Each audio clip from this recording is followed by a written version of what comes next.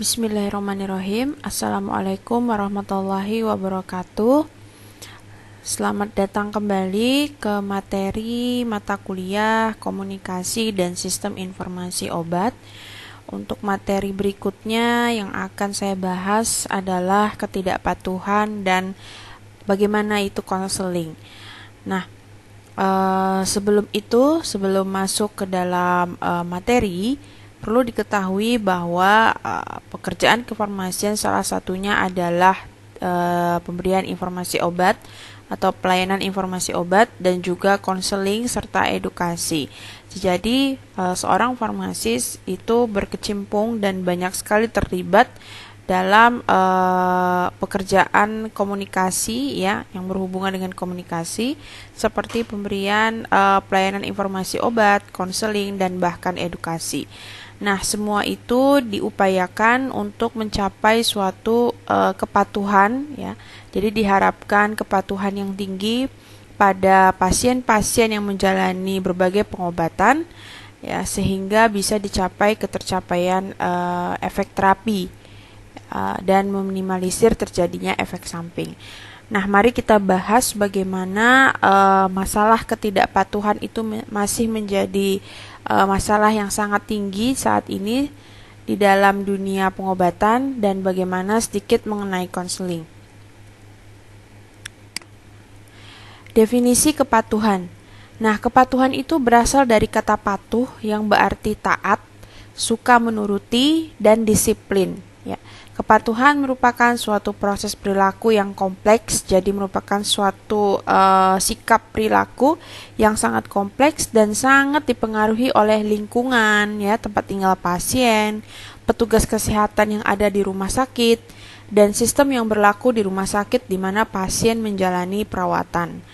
Nah, kepatuhan itu juga berkaitan dengan pengetahuan seseorang, kepercayaan seorang tersebut terhadap penyakitnya, motivasi seseorang dalam pengelolaan penyakit, kepercayaan seseorang terhadap kemampuan mereka untuk berperilaku dalam pengelolaan penyakit mereka, dan harapan terhadap hasil terapi atau outcome terapi dan konsekuensi dari ketidakpatuhan.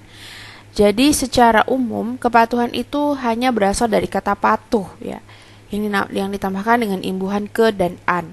Nah, patuh sendiri artinya adalah taat, suka menuruti dan disiplin terhadap apa yang dijalani. Nah, sedangkan suatu kepatuhan itu juga merupakan adalah suatu perilaku yang sangat kompleks yang sangat komprehensif dan biasanya dipengaruhi oleh seperti lingkungan lingkungan tempat tinggal pasien, dukungan motivasi dari keluarga dari masyarakat sekitar, pemahaman pasien akan penyakitnya, pemahaman pasien terhadap pengobatannya, kenapa sih saya harus minum obat ini, bagaimana sih penyakit saya ini, misalnya pasien menderita penyakit DM. Ya, bagaimana sih penyakit DM ini bisa menyerang saya? Bagaimana saya bisa survive dengan penyakit DM saya ini? Kenapa saya harus minum banyak obat untuk penyakit DM saya? Dan apa efek yang akan saya rasakan ketika saya harus minum obat ini? Dan kenapa harus rutin dalam meminum obat? Nah, semua itu berpengaruh terhadap tingkat kepatuhan seorang pasien dalam hal pengobatan. Nah, faktor yang mendukung kepatuhan menurut Niven itu ada beberapa, seperti pendidikan.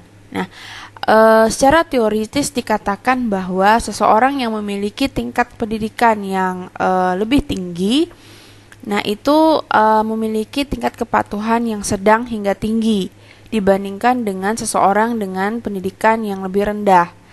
Nah, lalu akomodasi itu seperti pelayanan di rumah sakit oleh tenaga kesehatan. Nah, kepercayaan ke tenaga kesehatan serta pelayanan yang baik yang diberikan oleh tenaga kesehatan kepada pasien yang sedang menjalani pengobatan itu sangat penting dan mempengaruhi kepatuhan seorang pasien.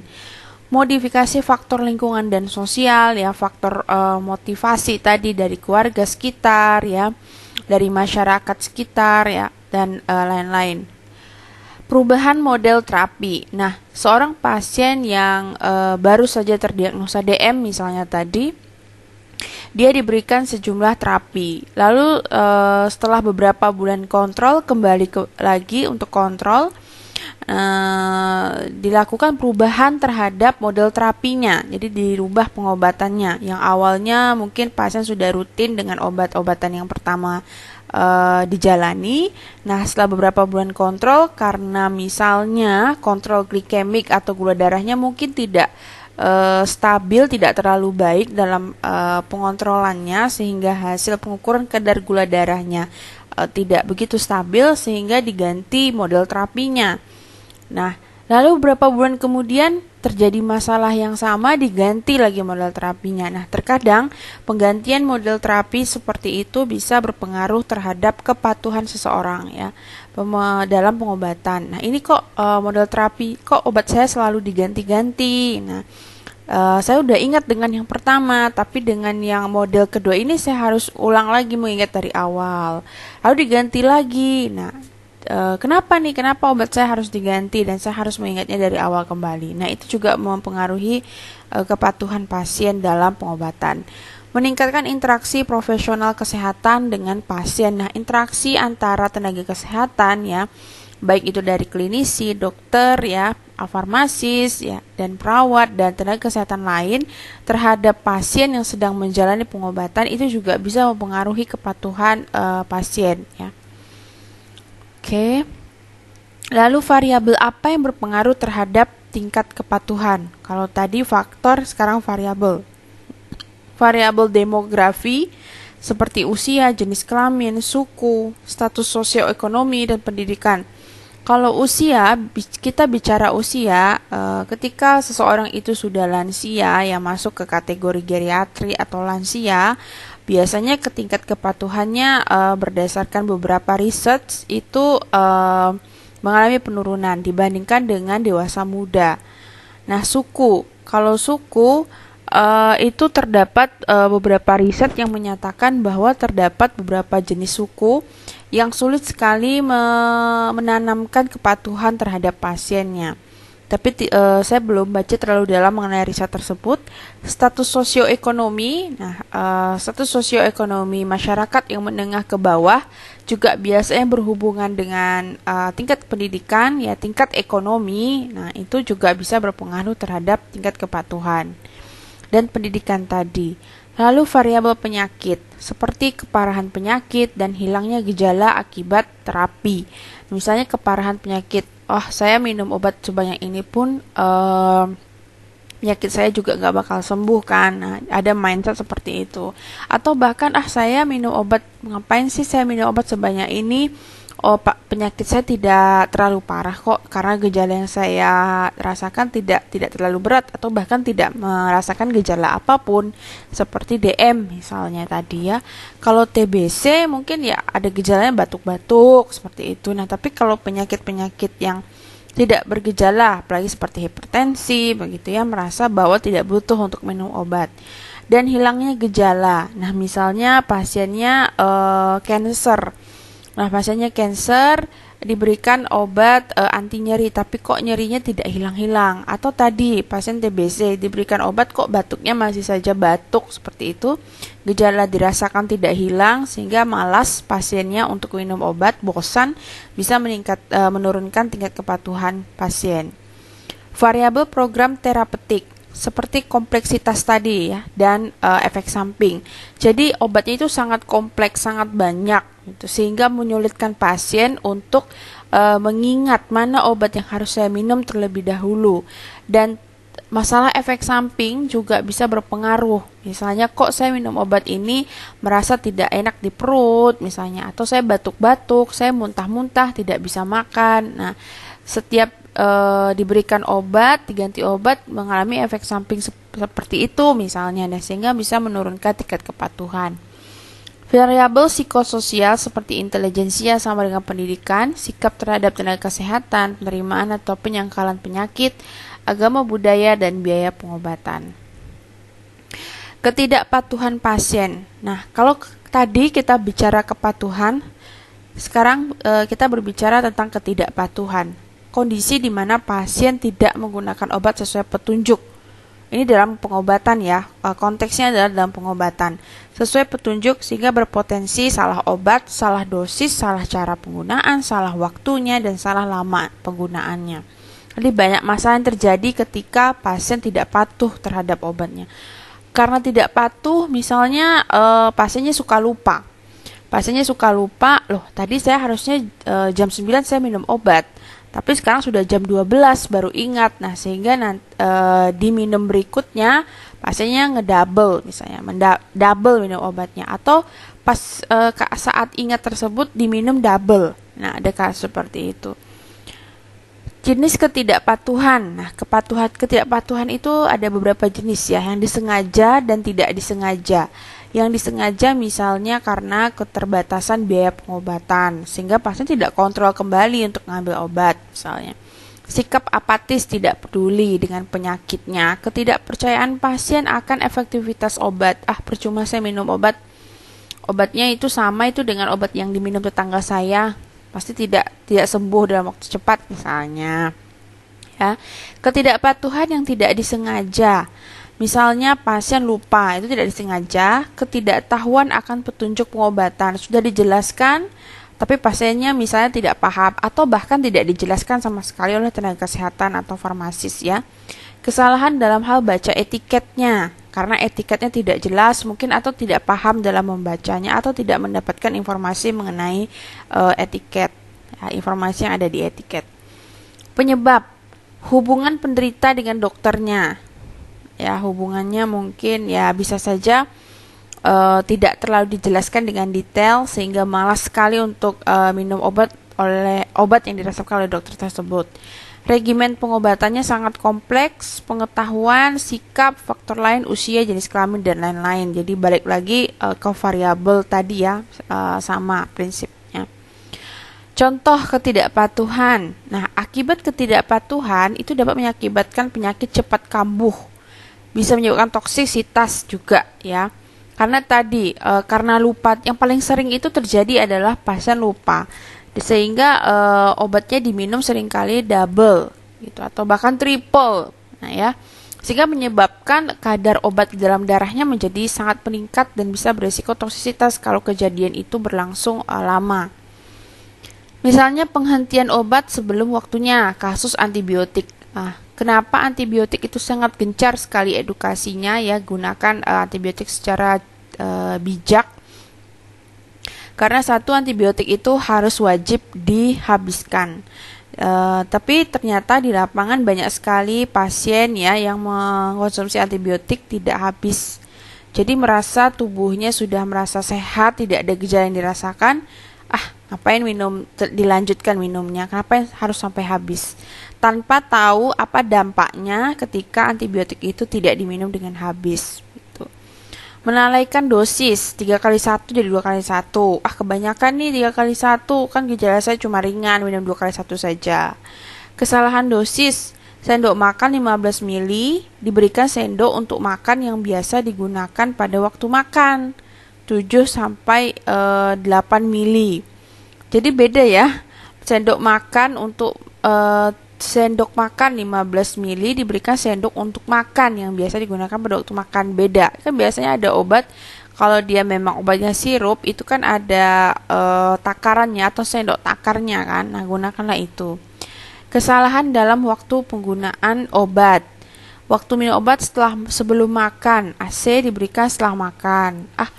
Obat ini nih efek sampingnya misalnya gak enak nih di perut gitu, dan pasiennya berasumsi dengan setelah makan obat ini bisa tidak menyebabkan efek tersebut. Nah, padahal pasiennya belum tahu itu bisa mempengaruhi misalnya efektivitasnya.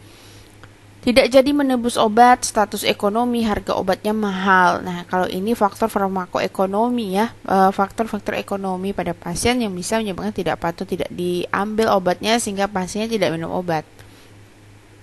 Contoh penyakit yang dapat mengakibatkan tidak patuhan, epilepsi, karena pengobatannya lama, lupa, bosan, sehingga kadar obat dalam darah tidak adekuat. TBC, rifampicin, pasien tidak menggunakan karena urin berwarna seperti darah. Nah, Rifampicin itu kan salah satu tanda fisik ya yang nampak ketika minum obat rifampicin adalah ketika buang air kecil urinnya berwarna merah seperti darah. Nah, ada pasien yang tidak mengetahui atau bahkan tidak diinformasikan. Pasien merasa, wah ini jangan-jangan habis minum obat ini kok berdarah begitu. Nah, diminum sekali lagi kok berdarah gitu. Jadi pasiennya juga trauma misalnya atau enggan lagi meminum obat yang sama sehingga tidak diminum obatnya. Demikian dengan obat TBC lain karena penggunaan terlalu lama bisa menimbulkan misalnya toksisitas yang lain ke ada hepatotoksisitas, ototoksisitas ya, gangguan ke telinga, ke jantung dan yang lain. Hipertensi. Captopril itu diminum setelah makan akan mengakibatkan interaksi obat dengan makanan sehingga absorpsinya terganggu dan bioavailabilitasnya menjadi menurun. Jadi captopril itu harus diminum sebelum makan ya. Tapi ternyata banyak sekali pasien yang tidak tahu sehingga dianggap semua obat itu ya minumnya setelah makan gitu. Nah, lalu kalau terjadi ketidakpatuhan bagaimana cara mendeteksinya? Bisa menggunakan cara tidak langsung seperti wawancara, menghitung sisa obatnya, tablet obatnya atau kapsul obatnya atau sisa obatnya lah. Meneliti catatan peresepan kembali, ITER. Atau secara langsung, kalau secara langsung itu kita ambil sampling darah ya, cairan hayati darah, lalu kita tetapkan kadarnya di dalam darah. Lalu pemantauan kadar metabolit obat atau senyawa pelacak dalam urin. Jadi bisa melalui darah maupun urin. Lalu harus ada strateginya dong dalam mencegah ketidakpatuhan. Ya, misalnya farmasis bekerja sama dengan dokter untuk permudah jadwal pengobatan tadi. Jadi kita itu farmasis juga punya kewajiban ya untuk menyederhanakan regimen terapi pasien. Nah, jangan sampai misalnya pasien ini diberikan sangat banyak sekali jenis obat ya. Kadang-kadang satu diagnosa beberapa obatnya begitu. Nah, farmasis punya kewajiban begitu ya untuk menyederhanakan regimen terapi, mengurangi jumlah obat, mengurangi interval dosisnya per hari, dan penyesuaian regimen dosis kalau pasiennya mengalami gangguan-gangguan, misalnya gangguan fungsi ginjal, gangguan fungsi hati, di mana dosis obat itu harus disesuaikan. Menyediakan alat bantu pengingat dan pengatur penggunaan obat seperti alarm, chart, atau biasanya pakai ini ya, form pengingat. Nah, jadi pasiennya diberikan form setiap minum obat itu ditandai. Nah, kita sebagai farmasis bisa membantu pasien dalam hal tersebut, ya membantu membuatkan jadwal atau yang lainnya. Mengingatkan pasien melalui telepon juga bisa, dan sekarang lagi marak telefarmasi ya. Nah, memberikan informasi obat, bahkan konseling melalui telepon begitu, video-video call ya, dan mengingatkan pasien dalam minum obat. Mengembangkan pengertian dan sikap mendukung dari pihak keluarga pasien. Ya, kita juga bisa edukasi ke keluarga pasien. Sasaran konseling. Konseling adalah salah satu cara untuk mencegah dan mengatasi problem ketidakpatuhan. Tadi kan sudah ada strateginya. Nah, salah satu cara yang lain adalah yang paling ampuh ya, konseling ya, konseling dan konseling. Kalau pasiennya sering sekali diberikan konseling, pasti dia akan paham tentang penyakit dan pengobatannya, diharapkan bisa lebih patuh. Dapat diberikan pada pasien rawat jalan dan rawat inap. Jadi semua pasien bisa diberikan, tetapi memang konseling itu ada prioritasnya. Misalnya untuk penyakit-penyakit kronis ya, pasien-pasien lansia seperti itu. Konseling pasien rawat jalan itu diutamakan pada pasien kronis jangka panjang, obatnya, obat dengan sediaan tertentu, cara pakai khusus ya, obat dengan penyimpanan khusus, obat dengan aturan pakai yang rumit, misalnya kortikosteroid yang harus tapering down ya, dosisnya harus tapering down. Pasien dengan tingkat kepatuhan rendah, misal geriatri dan pediatri, obat dengan indeks terapi sempit, misal phenytoin, ya hati-hati dalam mengkonsumsi phenytoin, dosisnya tidak boleh salah dan intervalnya juga tidak boleh salah, dan polifarmasi. Kortikosteroid untuk tapering down itu seperti ini. Seringkali pasien yang mengkonsumsi kortikosteroid itu langsung diberhentikan saja. Jadi misalnya tidak merasakan gejala, langsung berhenti minum obatnya. Itu tidak boleh, itu harus dilakukan pengurangan dosis dulu sedikit demi sedikit, dan itu harus dipantau oleh farmasis, ya. Konseling rawat inap, pemberian informasi saat dirawat. Konseling juga diberikan pada saat pasien akan melanjutkan terapi di rumah. Sudah ingin pulang terapi di rumah, nah kita wajib tuh memberikan konseling ke pasien. Konseling diberikan pada kondisi yang pasien tingkat kepatuhannya rendah, tapi bukan berarti pasien yang punya tingkat kepatuhan tinggi tidak bisa kita ingatkan untuk minum obat, ya. Tetap harus ada andil di sana. Adanya perubahan terapi yang berupa penambahan obat, perubahan regimen, maupun perubahan rute. Nah, itu harus dikonselingkan kepada pasien. Misalnya beberapa hari dirawat, awal hari dirawat itu diberikan infus intravena.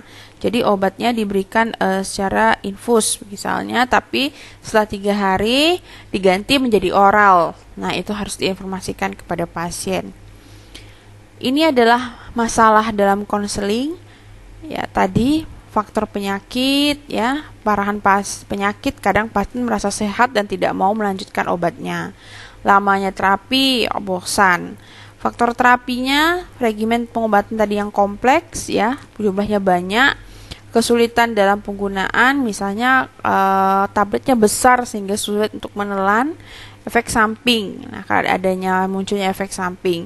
Faktor pasien merasa kurang paham, menganggap pengobatan dilakukan tidak efektif, motivasi ingin sembuhnya rendah, ya. Perilaku orang yang biasa hidup teratur dan disiplin akan lebih patuh dibanding yang tidak punya yang kedisiplinannya rendah. Dukungan keluarga serta sosiodemografi pasien. Ini faktor komunikasi juga berperan dalam timbulnya masalah dalam konseling. Pengetahuan yang kurang tentang obat dan kesehatan. Ya, sulit ya komunikasi dengan pasien yang pengetahuan tentang obat dan kesehatannya agak rendah. Kurang mendapat instruksi yang jelas tentang pengobatannya, kurang mendapatkan solusi, ketidakpuasan dalam berinteraksi dengan kesehatan, dan apoteker tidak melibatkan pasien dalam pengambilan keputusan. Jadi misalnya pengambilan keputusannya harus diganti obatnya, nah itu tidak didiskusikan dengan pasien. Padahal itu hak pasien untuk mengetahui. Tahapan dalam konseling saya singgung sedikit, ya. Pembukaan, diskusi untuk membuka informasi dan identifikasi masalah. Diskusi dengan pasien baru, pasien meneruskan obatnya atau resep baru. Apoteker harus bertanya, pernah dapat obat ini sebelumnya atau belum? Tentang penjelasan apa yang telah diterima pasien dari dokter, regimen pengobatannya, dan kesuksesan pengobatan, apa saja faktor-faktor yang berpengaruh dalam kesuksesan pengobatannya. Pengulangan resep, kegunaan, efektivitasnya, jadi apa fungsi obat-obat yang ada di resep tersebut, efek sampingnya apa saja yang mungkin muncul, bagaimana cara menghadapi efek samping yang mungkin muncul, ya. Diskusi untuk mencegah dan memecahkan masalah. Memastikan pasien paham informasi yang diperoleh, penutup diskusi, dan follow up diskusi. Nah, ini adalah aspek konseling yang harus disampaikan ke pasien. Deskripsi dan kekuatan obat, jadwal, mekanismenya, dampaknya, penyimpanan, dan efek samping potensial yang tidak diinginkan yang mungkin bisa terjadi, dan cara mengatasinya. Oke, mungkin itu saja yang dapat saya sampaikan. Kurang lebihnya saya mohon maaf. Silahkan dipelajari lebih lanjut dan dieksplor kembali terkait dengan ketidakpatuhan dan konseling. Saya harap dengan materi ini kita bisa sama-sama mengetahui apa dampaknya dari ketidakpatuhan dan upaya konseling yang diberikan kepada pasien untuk mencegah atau meningkatkan kepatuhan pasien dalam minum obat. Terima kasih.